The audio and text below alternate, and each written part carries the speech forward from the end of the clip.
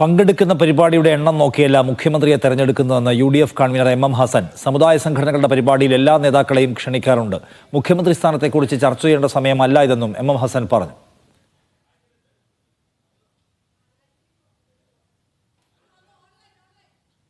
ഇഷ്ടംപോലെ പരിപാടികളിൽ ഞങ്ങൾ എല്ലാവരും പങ്കെടുക്കുന്നുണ്ട്. പരിപാടികളിൽ പങ്കെടുക്കുന്നതിൻ്റെ അടിസ്ഥാനത്തിലല്ലോ പാർട്ടി തീരുമാനങ്ങൾ എടുക്കുന്നവരുടെ കഴിഞ്ഞകാല രാഷ്ട്രീയ സംഭാവനകൾ, അവരുടെ പ്രാഗൽഭ്യം, അവരുടെ ജനസമ്മതി.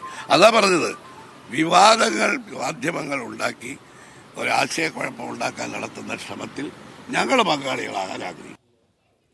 മുഹമ്മദ് അസ്ലം കോഴിക്കോട് നിന്ന് വിവരങ്ങൾ നൽകാൻ നമ്മോടൊപ്പമുണ്ട്. അസ്ലം, രമേശ് ചെന്നിത്തല ഇപ്പോൾ സമീപകാലത്ത് കുറേയധികം സമുദായ സംഘടനകളുടെ പരിപാടികളിൽ പങ്കെടുക്കുകയും അദ്ദേഹത്തിന്റെ വിസിബിലിറ്റി വളരെ പെട്ടെന്ന് ഉയരുകയും ചെയ്തിട്ടുണ്ട്. അങ്ങനെ ആ വിസിബിലിറ്റിയുടെ പേരിൽ അദ്ദേഹത്തെ ഒരു കോൺഗ്രസിൽ ഒരു അതിപ്രാമുഖ്യത്തിലേക്ക് കൊണ്ടുവരാൻ ആരെങ്കിലും ശ്രമിക്കുന്നുണ്ടെങ്കിൽ അതിനെ മുളയിലെ നുള്ളുകയാണോ ഇവരൊക്കെ ചെയ്യുന്നത്? ഇപ്പോൾ തീർച്ചയായും രമേശ് ചെന്നിത്തല കഴിഞ്ഞ ദിവസങ്ങളിലൊക്കെ തന്നെ NSSന്റെ പരിപാടിയാണെങ്കിലും SNDP വെള്ളാപ്പള്ളി നടേശൻ്റെ പ്രസ്താവനയാണെങ്കിലും ഇപ്പോൾ കഴിഞ്ഞ ദിവസം ജാമിയ നൂരിയയിലെ പരിപാടി പങ്കെടുത്താണെങ്കിലും അതൊരു കോൺഗ്രസിൽ നേതൃമാറ്റ ചർച്ചകൾ എന്ന രീതിയിൽ പൊതുവെ വിലയിരുത്തപ്പെടുന്നുണ്ട്. പ്രത്യേകിച്ച് മുഖ്യമന്ത്രി സ്ഥാനത്തേക്ക് രമേശ് ചെന്നിത്തലയുടെ പേര് വരുന്നു എന്ന രീതിയിൽ ചർച്ചകൾ ഉയർന്നു വരുന്നുണ്ട്. അതേസമയം കോൺഗ്രസിനകത്ത് വലിയൊരു ഭാഗം അത്തരമൊരു ചർച്ചകൾ നടക്കുന്നത് തന്നെ ഇപ്പോൾ UDFന് ഗുണം ചെയ്യില്ല എന്ന് വിശ്വസിക്കുന്നു. അതിൻ്റെ ചില പ്രതിഫലനമാണ് ഇപ്പോൾ K മുരളീധരനും അതോടൊപ്പം തന്നെ MM ഹസനും നൽകിയത്.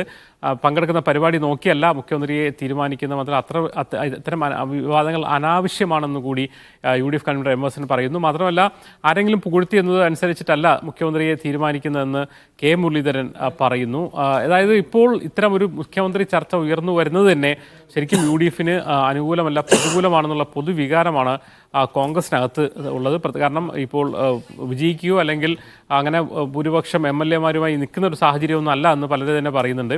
വളരെ ഫൈറ്റിംഗ് ആയ ഒരു സിറ്റുവേഷനാണ്. ആ സമയത്ത് ഐക്യത്തോടെ മത്സരത്തിൽ പങ്കെടുക്കുക അല്ലെങ്കിൽ തെരഞ്ഞെടുപ്പിൽ പങ്കെടുത്ത് വിജയിച്ചതിന് ശേഷം അത്തരം കാര്യങ്ങൾ ചർച്ച ചെയ്യാം എന്നൊരു പൊതുവികാരമാണ് കോൺഗ്രസിനകത്തുള്ളത്. അതേസമയം തന്നെ രമേശ് ചെന്നിത്തലയും അദ്ദേഹത്തിന് അനുകൂലിക്കുന്ന വിഭാഗവും സ്വാഭാവികമായും സമുദായ സംഘടനകളുടെ പിന്തുണ മുൻനിർത്തിക്കൊണ്ട് തങ്ങൾക്കൊരു അപ്രമാദിത്വം വരുന്നുണ്ട് എന്ന രീതിയിലുള്ള ഒരു പ്രചരണങ്ങൾ ഒരു വശത്ത് നടത്തുകയും ചെയ്യുന്നുണ്ട്. എന്തായാലും അത് കോൺഗ്രസിനകത്തൊരു പൊതുവികാരമല്ല എന്ന സൂചനയാണ് പ്രധാനപ്പെട്ട രണ്ട് നേതാക്കളിലൂടെ ഇന്ന് മനസ്സിലാവുന്നത്. ശരി, അസ്ലമാണ് വിവരങ്ങൾ നൽകിയത്.